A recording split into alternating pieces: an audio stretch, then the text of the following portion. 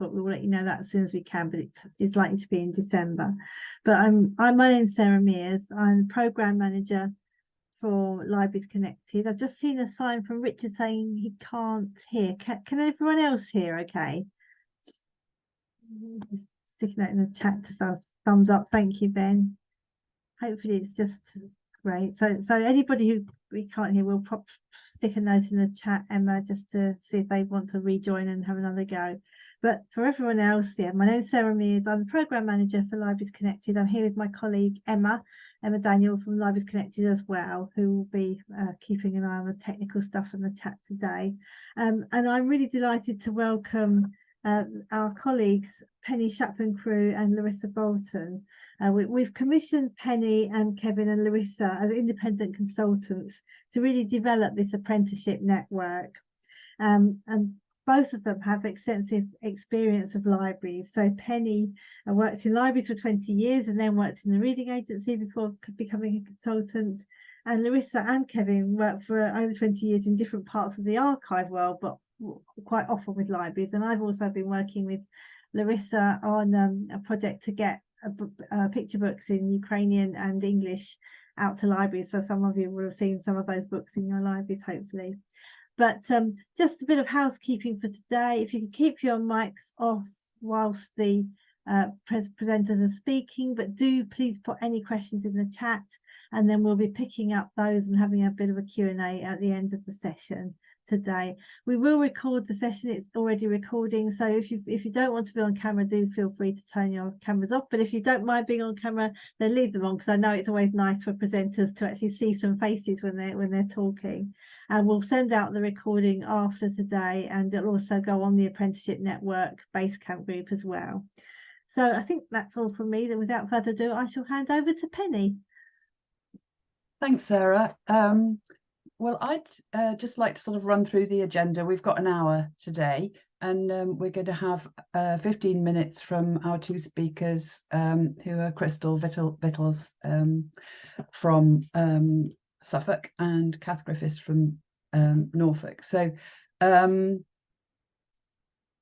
we're going to do that for half an hour, and then we've got questions from you, basically. And I've got one big question for Claire Labatz. We're delighted that she could join us from Sillet Pathways today, so that will be our first question.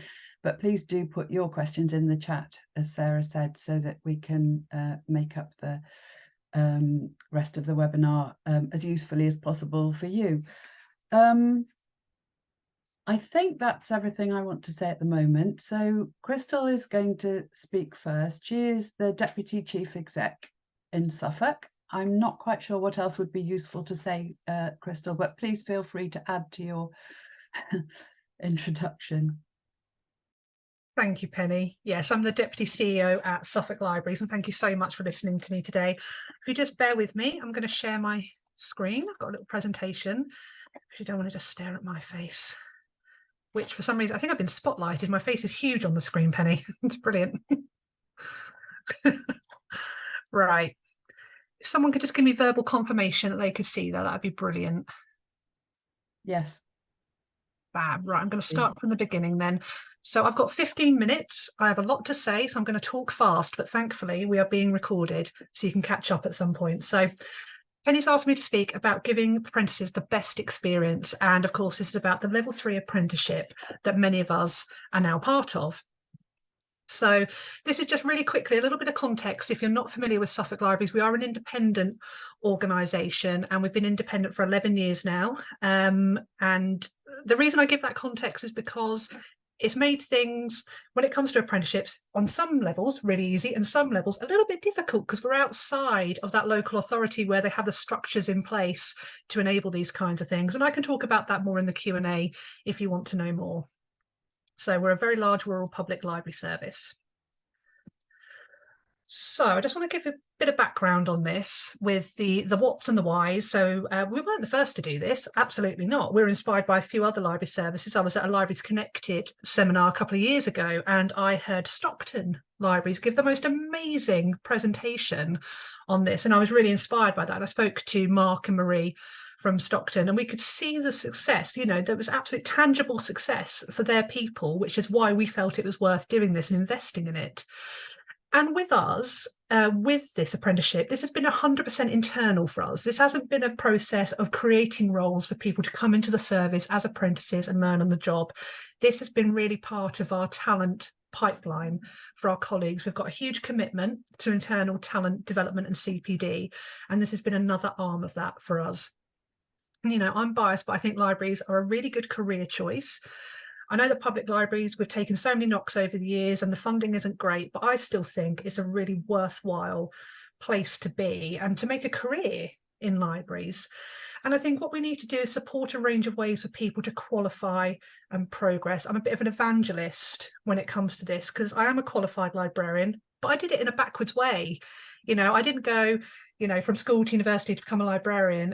I kind of stumbled into the job and I qualified that way. And I think, you know, we need to give people different opportunities to qualify and professionalise to suit them, really, and which is why I love these apprenticeships. And they haven't paid me to say that, I promise. So we opened this up to our frontline staff, and it had to be people who are working around about 16 hours per week. And actually, we had a few people who are a little bit below that, so we artificially bumped them up and we took the hit on that. We didn't mind because they were really up for the challenge. And we had a great response. We've got people from different backgrounds and experiences across the board with our frontline staff. And I was saying earlier to colleagues, we had a cohort, I think, of about 9 people originally. I think 2 have dropped off now because one person, for family reasons, had to leave the area and they've gone back to where they originally came from, bless them, and another person got a new job, and that's just life. You're going to get that drop-off rate. So I think to still have 7 people in our cohort, I'm really happy about that, and they're plodding on, and we've got quite a few moving to their endpoint assessment, which I'll talk about in a minute. So if you're not familiar, it's, you know, an apprenticeship is designed to be on-the-job learning, so it's hands-on, and people are learning on the job. There is a good mix of theory as well, because if there are any qualified librarians in the room as well, we know it's a very technical job. There's a lot to learn. So there is some theory involved in that too. So I think it's a beautiful mix of learning styles. And the level 3 standard, it covers a range of professional skills. You know, there's digital skills, information literacy, that there's a lot there, and it absolutely maps to the professional skills and knowledge base, as it should. And like I said, it is mostly on the job. That's 80% on the job. People are applying what they're learning to on the job. So there's that kind of synthesis in action there.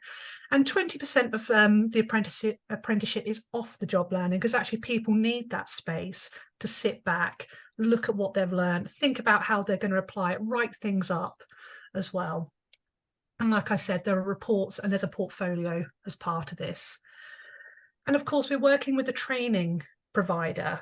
If you're doing this apprenticeship, you can't do it alone. You have to find a training provider who can give all the knowledge and skills and do all the workshops, etc. And so we're working with Norfolk at the moment. So I do want to say that this presentation is a bit the good, the bad and the ugly as well. So I'm going to give very positive feedback, but also there's some learning there for our training provider as well. So I kind of led you into this bit. On the whole, we have struggled a bit with our provider, just a bit. And I think it's because the apprenticeship is still really quite new in the grand scheme of things. So they're kind of learning their way. They're doing as best they can. They're doing a good job. But I think it's not quite right for us really with this learning provider at this point. But our participants are really enjoying the challenge. I think the issue has been the course leaders from our training provider have not always understood libraries on a really deep level, which I think is what we need. They do understand them, are given good knowledge and advice, but I think there's that depth of understanding. So I think that's where it's fallen down a bit if we had to give any critical feedback. They are responsive and helpful, like I said, but maybe lacking a little bit of knowledge in some areas.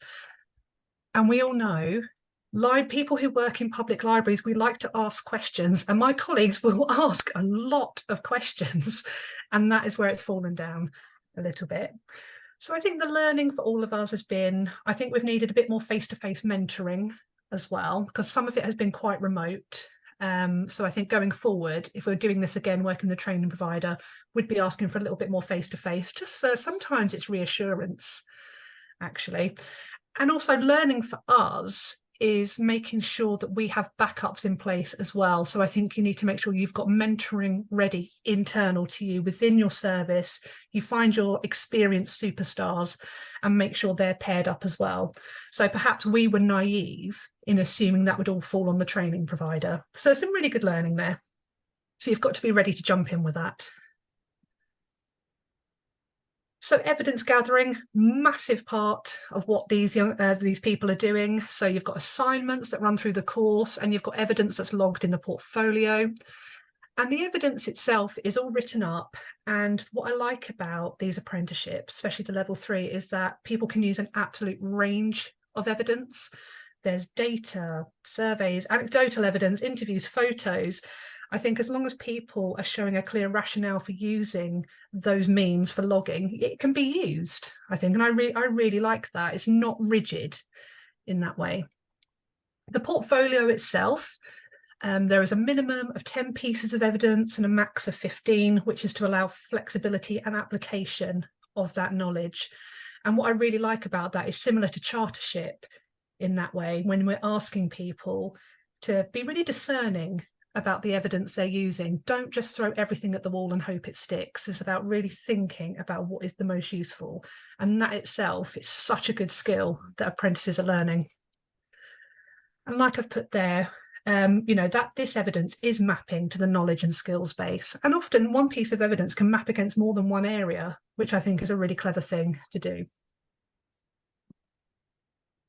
So workshops, really big part of this learning for apprentices. For us, it's been a bit of a mixed bag. I think on the whole, the people who have attended all the workshops have really enjoyed the workshops. They've enjoyed the content. You know, I've put there, it's really vital to develop technical skills. And that's been really good. But with our training provider, we found the online workshops have been a little bit confused with a bit of poor organisation, which has kind of dulled the experience a little bit for people. But we've had conversations with our learning provider about this. And it's really important that the assignments that come from these workshops are absolutely prioritised. People are given the time to attend these. You know, you're making the space for people to do that, because if they don't attend a workshop, people can really fall behind, because it's not just the learning that's being conveyed in the workshops. It's actually because you're in that workshop with other people and you're able to bounce off those ideas. So prioritising those is really important. And like I said earlier, the skills that come from attending these workshops and these learning sessions then require that synthesis and application. So, you know, your apprentices need time to sit back and really think about how they're going to apply this stuff. So I've got just a few examples of projects. My colleagues wouldn't send me pictures. I asked them to send me pictures so I could put their faces next to this. They're a bit shy. But they've given me permission to share some of these. So I've got Rebecca, who's in Lowestoft, and Rebecca has been with us for years. Really experienced library and information advisor, and really keen to take her career to the next level now. So she kind of sees herself as someone who's really interested in children's librarianship, which I love. I'm a children's librarian by background, so I fully support this. And she really wants to kind of spread the word of libraries and almost change the perceptions that we're seeing with young people. So I've put some stuff in there about what she's doing around asking people like questionnaires on Facebook, you know, and using this information to create myth-busting sheets and getting libraries into that space in people's minds that they aren't quiet spaces anymore. We're providing all this stuff for families. It's kind of hard to sort of distill what Rebecca's doing in like 4 bullet points. I feel like I haven't done it justice, but it is a really big project with a lot of really big kind of implications for the library, you know, moving the needle on what people think about that library in the community. So I've got high hopes for Rebecca on this. And then I've got Laura up in Bungay, which is up near Lowestoft. Sorry, I should say Lowestoft is one of our largest towns in Suffolk. Very large library, huge population, lots of deprivation as well. Bungay's down the road from Lowestoft, a lot smaller, not quite as deprived, has much more of a community feel to it as well. So Laura wants to focus on the Summer Reading Challenge. So again, children and young people's project here, and she wants to increase numbers, but the impact of that is she wants to increase literacy.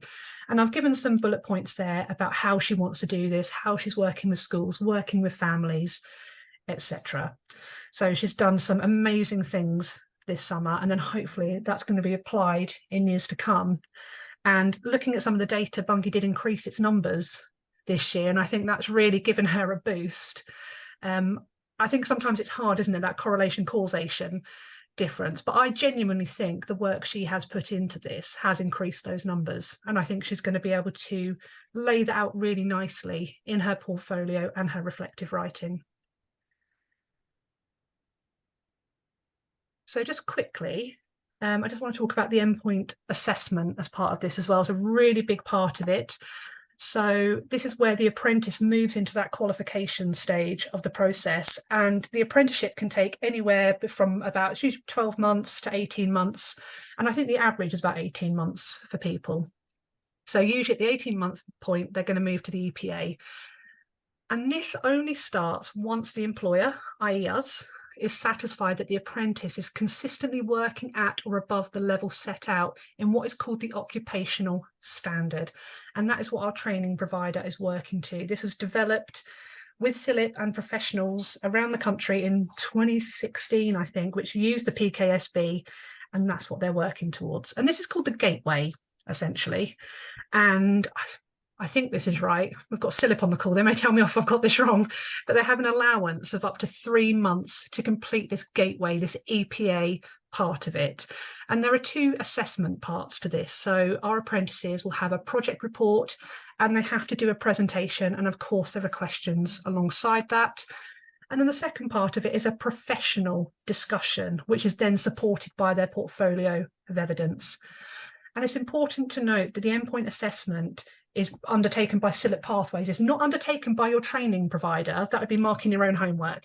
This is where the real experts here come into play and really almost in a very lovely way hold your apprentices' feet to the fire just to check that they have done the learning, they have undertaken all of that knowledge acquisition at that point. I have high hopes for our apprentices. I know they will. And of course, CILIP are always very lovely when they do this. So one of the questions that Penny asked me to think about is what if things go wrong? And it has gone wrong a little bit for us, but like I said at the beginning, only a little bit. It hasn't been perfect. So the pathway that we have followed with our learning provider was meant to be about leaning on the tutors for our apprentices, but they haven't always been able to do that, they've felt. So in that case, we've had to learn really quickly behind the scenes to what we can do to fill those gaps. And some of our apprentices have found the deadlines they've been given have been a bit muddled and arbitrary, which has left the apprentices confused. And again, we've had to jump in and really think about how we can help them. And like I've said there, we've pulled everyone together, and a small part of the supervision we've taken over to a degree just to try and keep them on track. And I think one of the main issues we've seen is apprentices fulfilling their hours. So a couple have come back to me and said they want to do more because they're finishing their assignments, but they're having not necessarily enough clear direction from the course leaders on this. So again, that's about us talking to our provider about this and how we can make sure that we are giving the apprentices the best experience and just giving them as much as they want and need. And then finally, what has been useful and successful for us? We're growing our own talent. We are building our knowledge as a service. We don't have many qualified librarians left in public libraries. And I'm not saying the level 3 makes them a qualified librarian, but it puts people on the path. You know, we are getting that knowledge back into public libraries. We still need that expertise. It's helped us understand our colleagues on a deeper level. And some learning for us is that we need to make sure we are absolutely giving apprentices some of the extras, some of the frilly bits around the side, such as allowing them space and time and additional hours to visit other parts of the service and listening to them when they've asked us for this stuff. And of course, what's been really useful is the support from CILIP, and the Apprenticeship Network actually is fantastic. And one of our apprentices, Ellie, she's so brilliant. She's very young and enthusiastic. She was the first one in there on the Apprenticeship Network, and she was just waxing lyrical to me about this, and it's that peer support. That is what you need. You know, you're getting a lot of support coming down from CILIP and other people, but sometimes you need to speak to people who are going through the same experience you are. So they've loved that. And I think that's me done. Did I come in on time? I think you did. Thank you very much, Krystal. Thank you. So much. We're going to move straight on to Kath's presentation. And please keep putting your questions in the chat, because we'll address all the questions when Kath has spoken. I think, having spoken to Kath myself, probably she might answer some of the questions you might already have just in her presentation. So that seems like a good way to go. So Kath, over to you. Sorry, I should have said you're a locality manager in Norfolk Library and Information Service, but please do say a little more about why you're here, if that's okay. Thank you, Penny.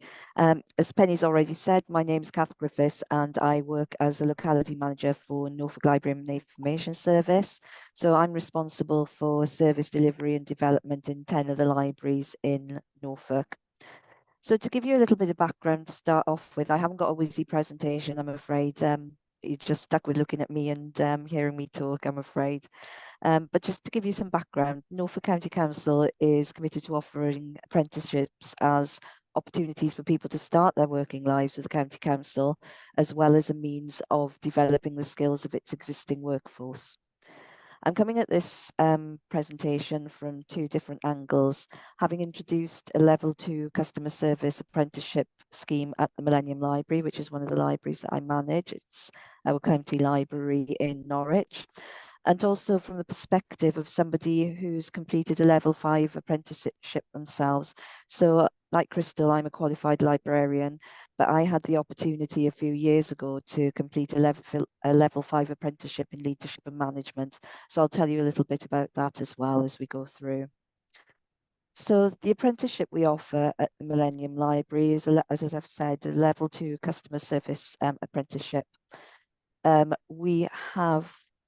We took our first apprentices on board in January 2017. So we've been running the apprenticeship scheme for a little while now. We offer our apprentices an 18-month contract with us, but unfortunately there's no guarantee at the end of that of any further employment. So it's coming at it at a different angle again from Suffolk's.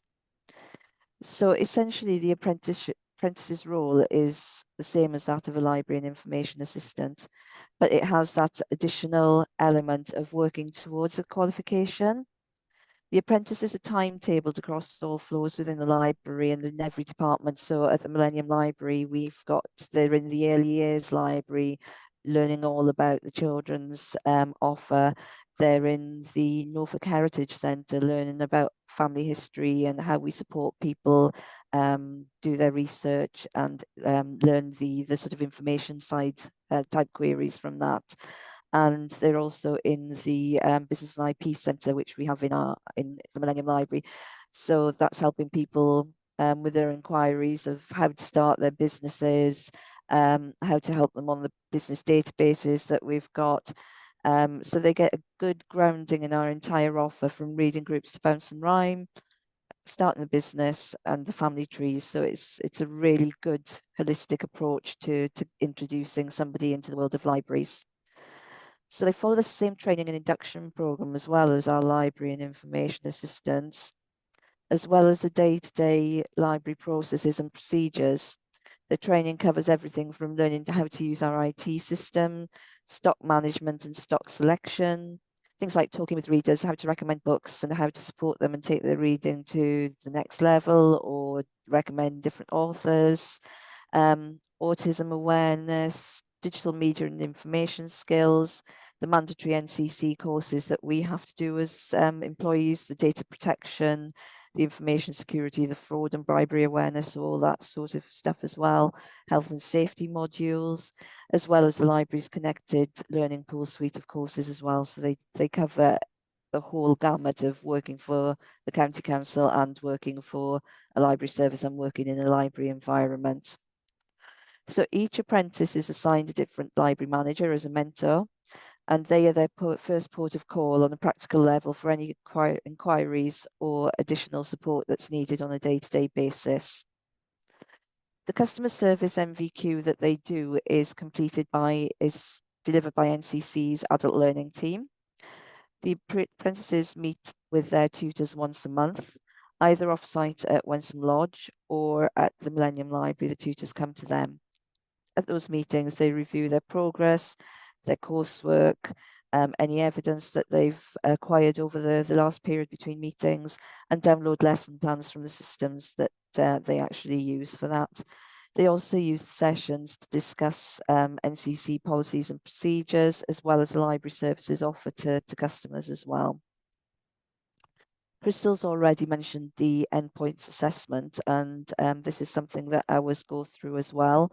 For them, it consists of an evaluation of their coursework that they've completed and the evidence that they've submitted, as well as delivering 2 presentations about their course. And this is done over the course of 2 days for them.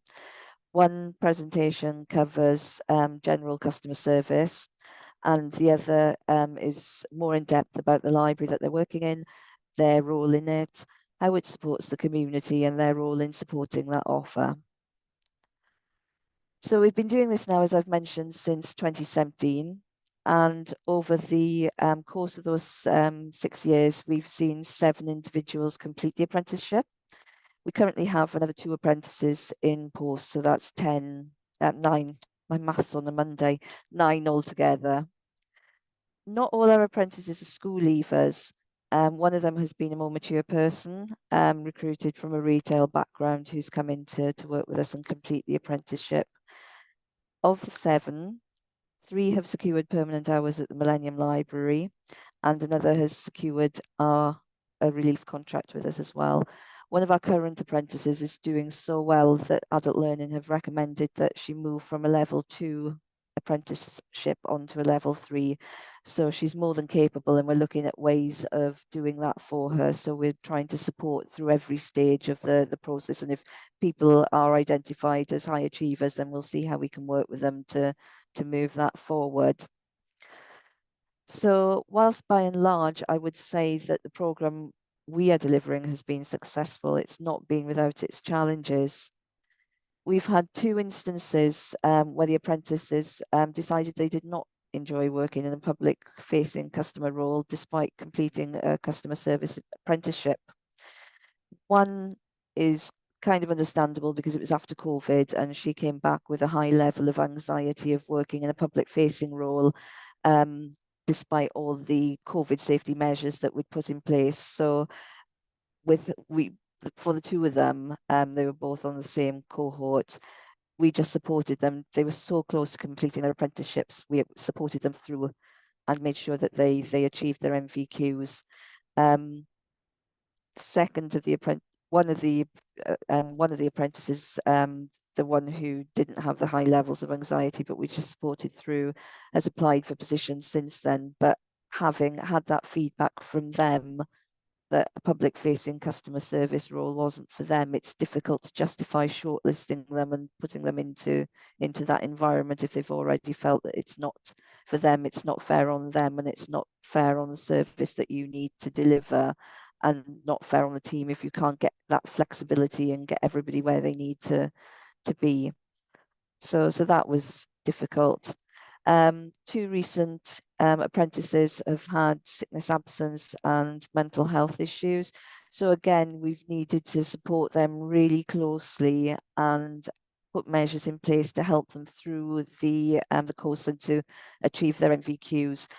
We put things in place such as what we call RAPs, wellness recovery action plans, stress action plans in place just to make sure that they got through. Both have got their MVQ qualifications, and one now has a relief contract with us as well, which is working really well for them. So it's not always plain sailing, and things do not always end up the way that we hope they will. We always hope that we can give somebody the opportunity and they'll fly, and we'll have the opportunity there at the end to give them to stay with us. But sometimes libraries aren't right for them. Don't understand why. But and sometimes they're not right for libraries. So it's a learning process all the way through, and each individual is different. That's been an interesting one for us.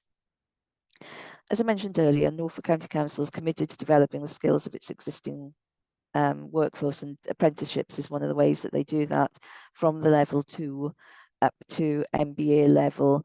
Our library managers also get the opportunity to complete, I think, I can't remember what level it is, but they get to do a library management type apprenticeship as well. So it covers all levels through the libraries as well as the rest of the county council as well. So it covers from senior management to new starts. And I was offered the opportunity to gain a level 5 qualification in leadership and management, again supported by Norfolk County Council's Adult Learning Department. This covered a wide range of topics, from leading and managing people, project management, financial management and budgeting, problem solving and decision making, as well as focusing on our own personal development and our own learning styles. So it's very interesting, very practical course. We had one workshop a month, along with bite-sized workshops delivered on an ad hoc basis. The cohort of learners was supported by tutors and mentors throughout, and we met with them monthly, again helping with comments and queries, any feedback we might have about the course, collecting evidence and reviewing our evidence. And they were also used to record professional discussions, and they used these professional discussions to get an insight into our experience as managers and our approaches to real life situations that we dealt with in the workplace. Managing change, for example, something that happens a lot in local government, as all of you, I'm sure, are well versed in, and dealing with conflict and that sort of thing. So there were a few challenges for me whilst doing the course. One of these was finding evidence, and I just couldn't get my head around the fact that things that I thought were part and parcel of me doing my job were actually evidence of how I approach something. So sending an email to my team, thank them for something, was evidence of my approach to working with my team. Sending minutes of meetings was part of the evidence. So it's just getting your head around the fact that things you create as part of your day-to-day job are actually evidence of your learning and your development. Again, Krystal's mentions 80% of on-the-job training and 20% off the job. Committing to that 20% of my week to that course was very, very hard, I must admit. Whilst the library's senior management team are very, very committed to allowing me to do that, the reality of the job that I do meant doing this on a weekly basis was quite hard, despite blocking out time in my diary to do it. It's been a fantastic opportunity for me. It gave me the chance to learn alongside managers from within the county council, because it was working with different departments. So not just librarians. Give me an insight into people, how the fire service managers approach things and how adult services approach things. So it's quite interesting to see what the challenges were across the rest of the service. And undertaking the project element of the NVQ helped me really focus on a piece of work that I had to deliver. And in my case, that was helping me expand the business and IP centre that we have here in Norfolk across 7 district council areas. It helped me focus really clearly on the project objectives, how I was going to approach it, who to involve at what level, and the stakeholder engagement was a really good learning curve for me and how to work with that. And then having to do the presentation as part of my endpoint assessment made me reflect on the piece of work that I'd done, something that I'd not done a great deal previously, because you do things quickly and then you tend to move on. But that gave me the opportunity to reflect and learn from what I'd done and think about how I might do things differently next time, what the challenges had been, how I'd resolved them. So that was a really useful a thing for me to do. I started my apprenticeship just before lockdown, and the COVID also meant that I've probably done one of the longest apprenticeships in the history since apprenticeship started. So I started in March 2018, and I finally went through the endpoint assessment and finished everything off last July. So it was a long and drawn out thing. But my tutor, I have to say, was really supportive and really encouraged me to get through that final leg, get over the final hurdle and complete it and get that all done. So he scheduled regular assessments with me and catch-ups and just got me through that got me down the home straight, so to speak. So that was a multiple choice test. I had to deliver my project presentation followed by a Q&A on my project, and then a professional discussion. And again, that's to assess my understanding, my knowledge and my competency to see whether I met the standards required to achieve that particular NVQ. So yes, as I said, just over 4 years after starting my apprenticeship, I finished it last year. Made sure that I was really well prepared, especially for the professional discussion, as the expectation is there that you refer to various models and theories that you've learned about through the course of your studies. So things like the GROW model for coaching and mentoring, hierarchy of needs, and those sorts of things. So just making sure that I was very aware of that. I did get through it, and goodness knows how I managed to get a distinction. And I think that given all that I've learned along the way, it was very much worth the effort. I've mentioned already some of the things that I found beneficial about the course.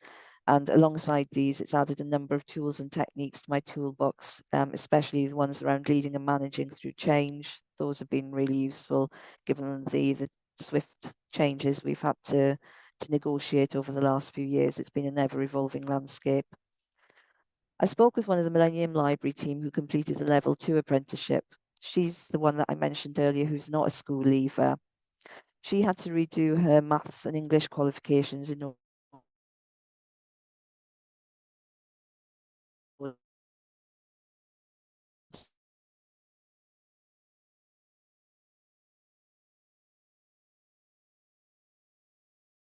to complete the apprenticeship. And she said she loved the experience of learning and of finding out how much the library actually does in the community. She's one of the most positive, enthusiastic members of our team and consistently delivers a high level of customer service no matter where she is in the building. She's a fantastic all-rounder. To anyone considering introducing an apprenticeship scheme or doing an apprenticeship yourself, I would say go for it. It can be hard work and difficult at times, but it's so incredibly rewarding being able to give others the opportunity to develop, flourish and grow, and having the opportunity to do that yourself, no matter what stage you are in your career, and that's priceless. Thank you. Kath, thanks so much. We lost you, or I lost you for just a few minutes in that last few minutes when you were talking about your colleague who did the level 2, but I think we kind of got the gist that she loved doing it. I'm not sure if I was the only one or whether other people didn't hear that. I just mentioned the challenge that she had completing hers as a more mature apprentice. She had to redo her maths and English qualifications because they were out of date for the requirement for what she was doing. She did that during lockdown. She didn't have access to the internet, so her tutors did that over the phone with her. So she just worked through that, got her qualifications and got all the way through. So it's just mentioning that. The support does sound amazing. Yeah, thanks so much. Okay, so it is lovely to hear from you about your own experience as well. That, you know, it's from the heart. It's really, really useful and meaningful. So before we ask Larissa to tell us about what the questions are that have come in, I just would like to say, Claire, are you here? Still can't see you on my screen. Yes, I'm still here. Oh, great. Okay. So I had one question which seemed very pertinent for you for this time. And I hope it's useful for others, but what types of projects work well for apprentices, and what advice can you offer on how to approach a project and how to evaluate it?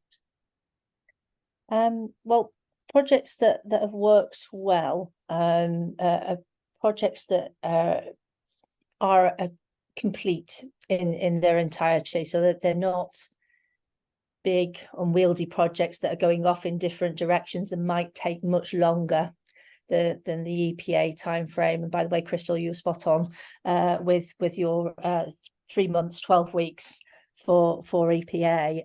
The project must be done within that EPA timeline, so it can't be started before, and it must be completed during that timeline.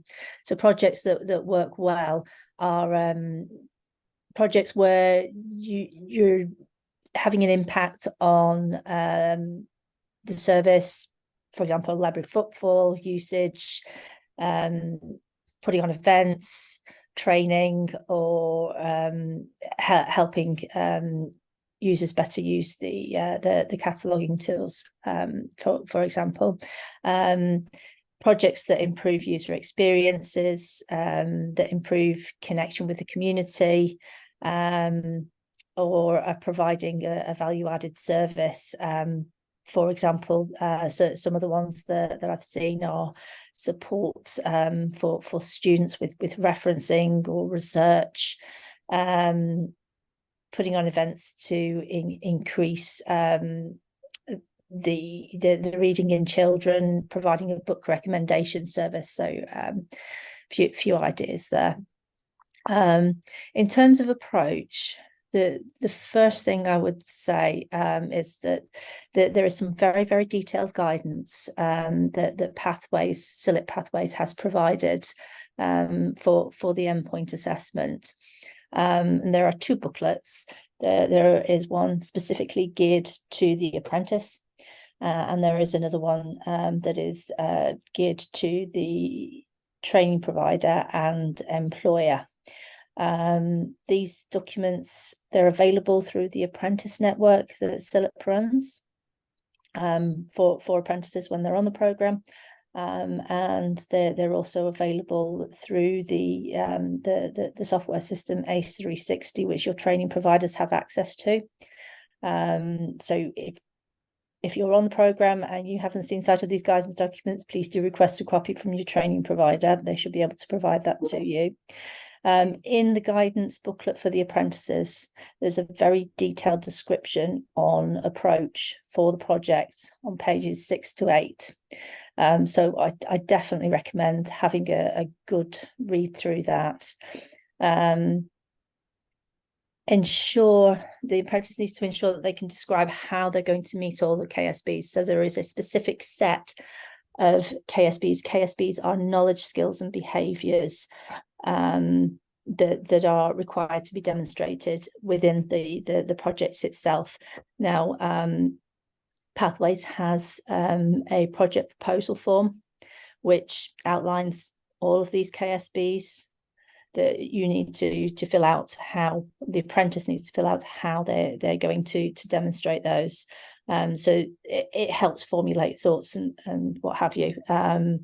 But do make sure that you can demonstrate all of those KSBs within the project idea that you've got and your plan. Focus on a specific opportunity or problem, and make sure that the project has an identified outcome that you can get to within the time frame. Be able to measure and evaluate the expected outcome with what actually happens as well. That's really important too. Thank you ever so much, Claire. That's brilliant. And I know we're hoping you'll come back and talk about the level 7 apprenticeship at the 3rd webinar, which, as Sarah said, we're hoping will be first 2 weeks of December. Right, we've got about 10-15 minutes left. So Larissa, have you got questions? Yeah, there are a couple in the chat, Penny. Okay. So our first one is from Joanne, and it's, are there any specific library apprenticeship networks, network contacts or group details I can pass on to our apprentices? Joanne, if you want to unmute yourself and add anything, you're very welcome to.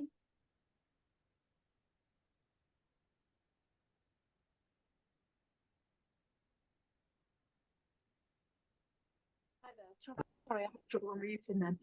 Yeah, I just are there any networks, email groups that Andrew, our apprentice, could join that he might find useful? Peer-to-peer support networks, basically. Contacts, anything I think he would appreciate, just to share experiences. We've got an answer potentially from Claire. Hi, yes. If Andrew is on the level 3 Library Information and Archive Services apprenticeship, there is an apprentice network. It's an online network run through SILIP, and I can forward details through to you after the session, if that's helpful. That'd be wonderful. Thank you, Claire. I'd appreciate that. Thanks.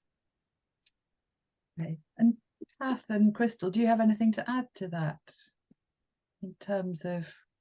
Not much more than what I put in my presentation, just about it's just really important that people have that space to bounce off their peers about what they're learning. So like Claire said, if they're not on that, get them on there. Coming at it from Norfolk's perspective, we haven't introduced the library information apprenticeship yet. It's something that we probably will do down the line. The customer service apprenticeships that we offer, they have their library managers as mentors. They have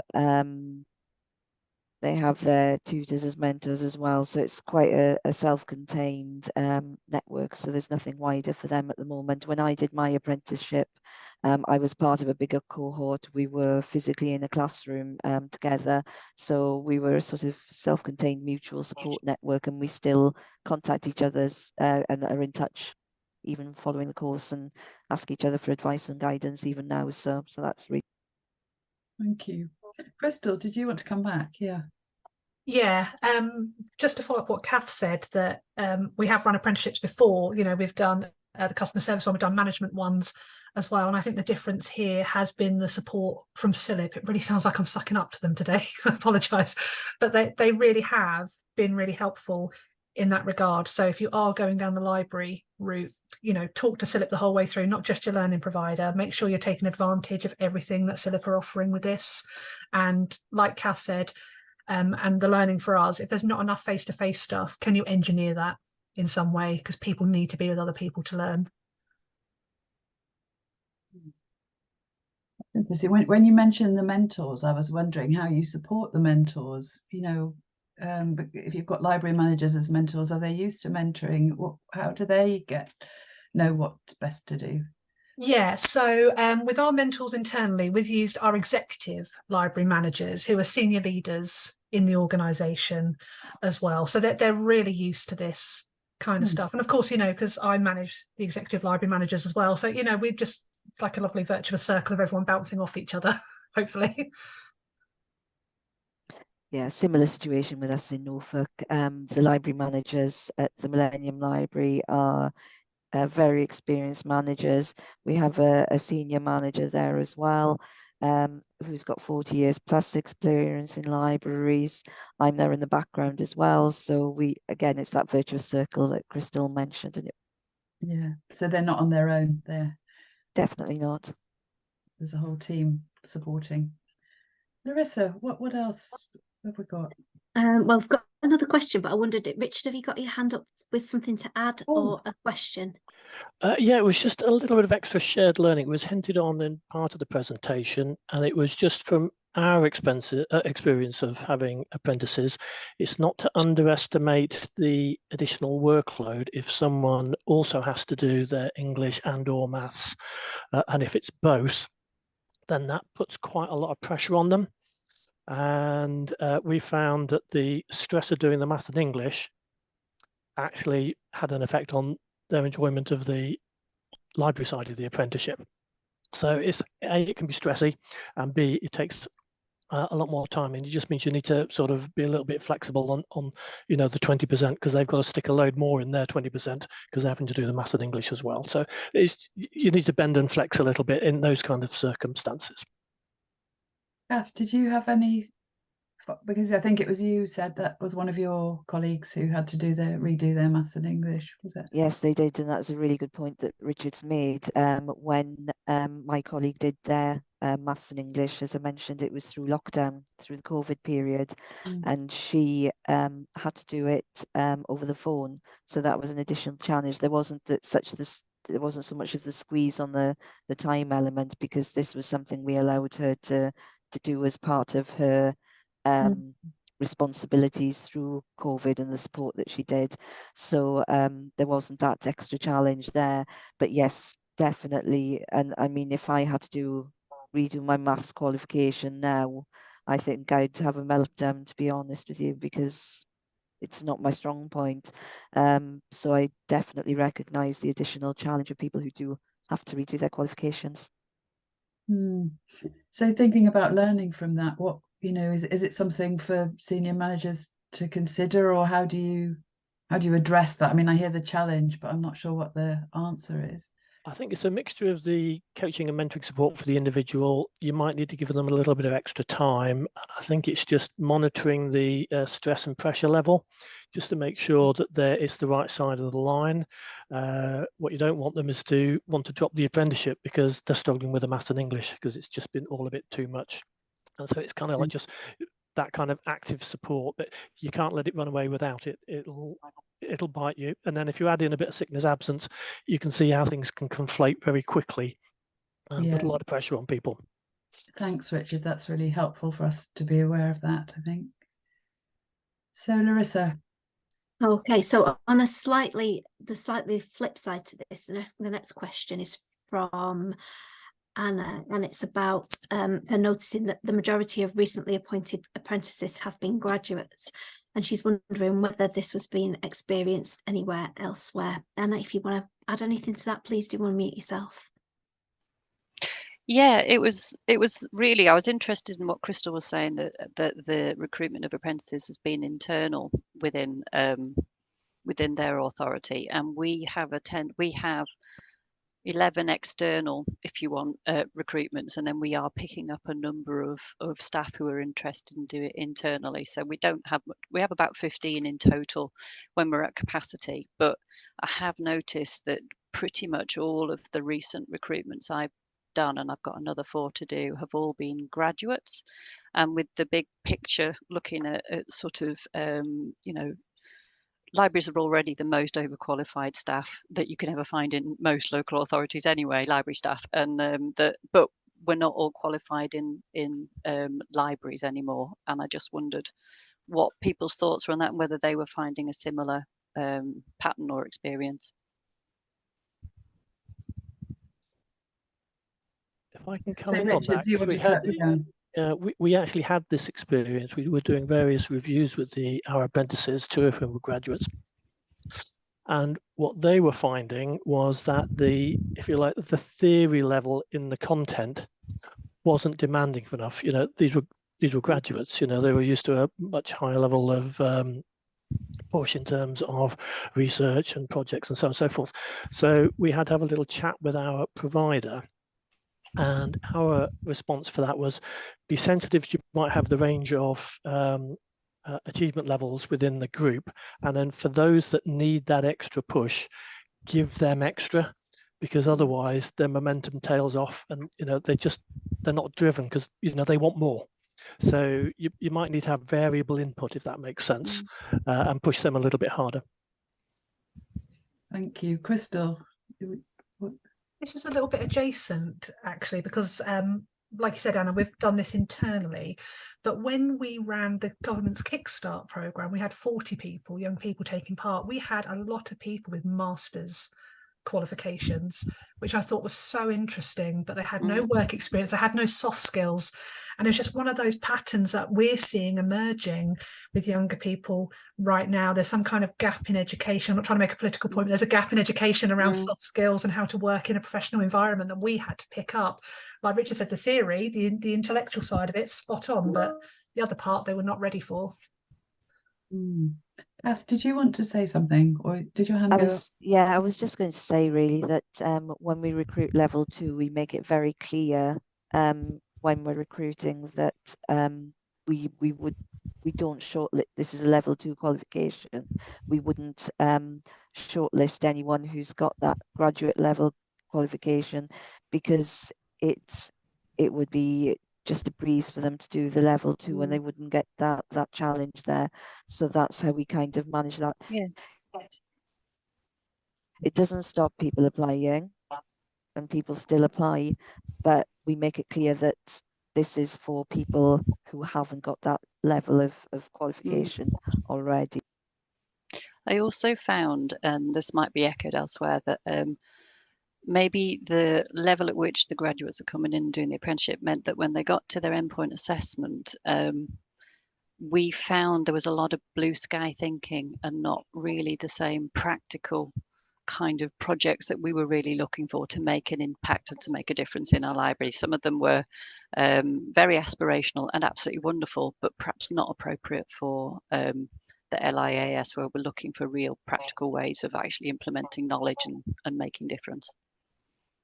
Thanks, Anna. I've seen the time has ticked away so quickly. And we're due to finish in a couple of minutes. So I just want to remind everybody that there is a frequently asked questions resource, and we'll add any questions we haven't answered and the ones we have answered, as well as other questions that, trawling through this webinar, we'll draw out to make a useful resource for everyone that lives beyond this webinar. So look out for that. Sorry we can't answer more questions today on on the screen. I think finally I would just like to thank Libraries Connected for putting on the webinar, and our speakers, Krystal and Kath in particular, as well as Claire for popping along today. And you can see more of her at our third webinar, Claire Laybats from CILIP. And for all of you for coming along, thank you very much indeed. So perhaps we'll keep the chat open a little longer in case you want a couple of minutes to ask some more questions, and we can respond to them in writing in the FAQs. Is that okay? Bye. Thanks, Thank Penny. you. Bye.